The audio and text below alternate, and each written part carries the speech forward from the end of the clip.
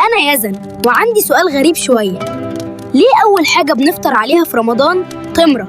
هل ده مجرد تقليد ولا ورا التمرة الصغيرة دي قصة بدأت من زمن النبي؟ تعالوا نحكي الحكاية.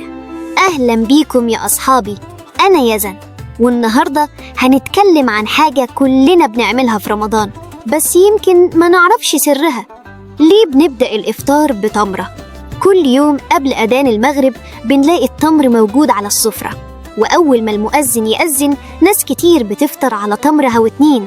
بس هل ده مجرد عادة ولا ورا التمرة دي قصة قديمة؟ زمان كان النبي محمد صلى الله عليه وسلم لما يأذن المغرب كان بيفطر الأول على تمر، ولو مفيش تمر كان بيشرب شوية مية. علشان كده بقت عادة عند المسلمين إنهم يبدأوا الإفطار بالتمر. كمان التمر مفيد جدا للجسم بعد يوم صيام طويل. الجسم بيبقى محتاج طاقة بسرعة، والتمر فيه سكر طبيعي بيدي الجسم طاقة بسرعة من غير ما يتعب المعدة. علشان كده التمرة الصغيرة دي بقت أول حاجة على سفرة رمضان. عادة بسيطة بس وراها سنة نبوية وفايدة كبيرة. وبكده خلصت حلقتنا النهاردة. ما تنسوش تشتركوا في القناة عشان كل يوم في قصة جديدة من يوميات يزن في رمضان. مع السلامة يا أصحابي.